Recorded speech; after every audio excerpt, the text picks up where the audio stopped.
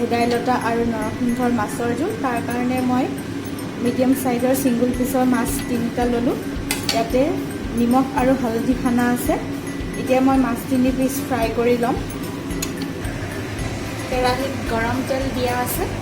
এতিয়া মই মিডিয়াম ফ্লেমত মাছ 3 পিস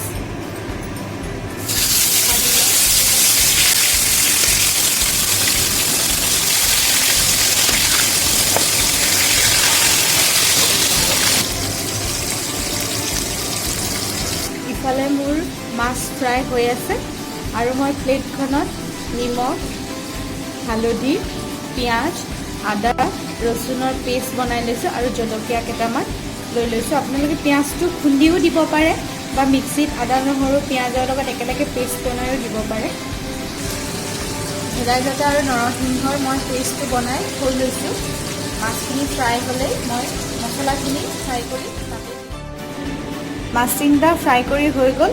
আপোনাক অথনি ক'বলৈ পাহৰিলোঁ, তাৰ কাৰণে জোলটোৰ কাৰণে মই অলপমান বইল আলু লৈছোঁ। বইল আলুখিনি আপোনালোকে ভাততো দি ল'ব পাৰে বা এক্সট্ৰাকৈও আলুটো বইল কৰি ল'ব পাৰে।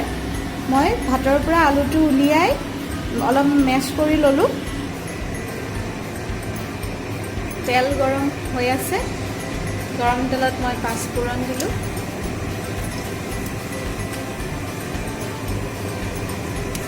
পিঁয়াজ দিলোঁ।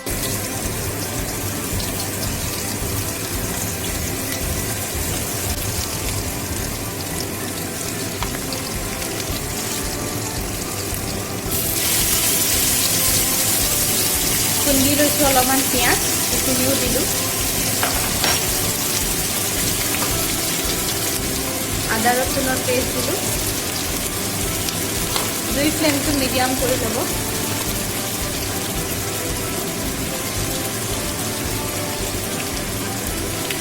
শুকান জলকীয়া আপোনালোকে ইউজ কৰিব পাৰে। মোৰ আজি শুকান জলকীয়া নাই, ত' তাৰ কাৰণে মই কেঁচা জলকীয়াকে দিলোঁ।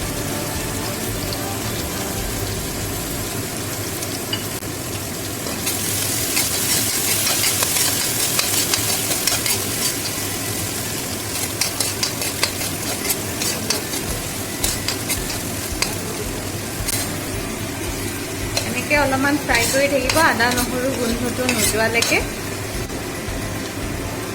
গোন্ধটো অকণমান কমিছে, তো তাত মই হালধি,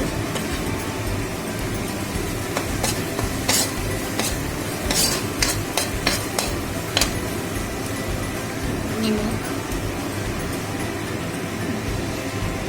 সোৱাদ অনুসৰি আপুনি নিমখ দিব পাৰে।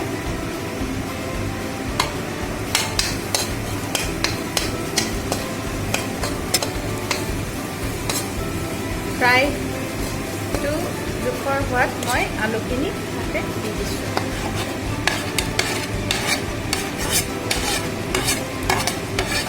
আলু আপোনাৰ মতে দিলেই হ'ল। 2টা দিব পাৰে, এটাও দিব পাৰে মিডিয়াম সাইজৰ। মই অকণমান বেছিকৈ দিছোঁ। আলুটো দি অলপ লৰাই থাকিব।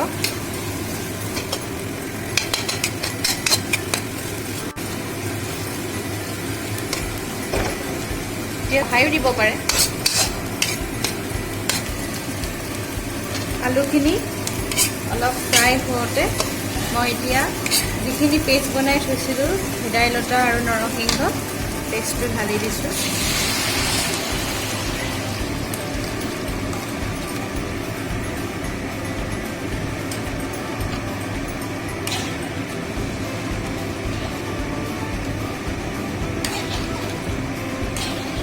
তাৰপাছত গোটা হৈ থকা আলুখিনিও ভাঙি জোলখিনিৰ লগত মিহলাই দিওঁ।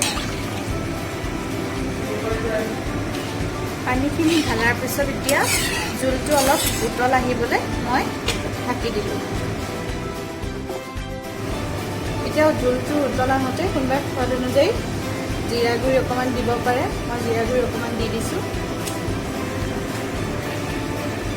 এতিয়া উতলা হওঁতে মই মাছখিনি দি দিলোঁ।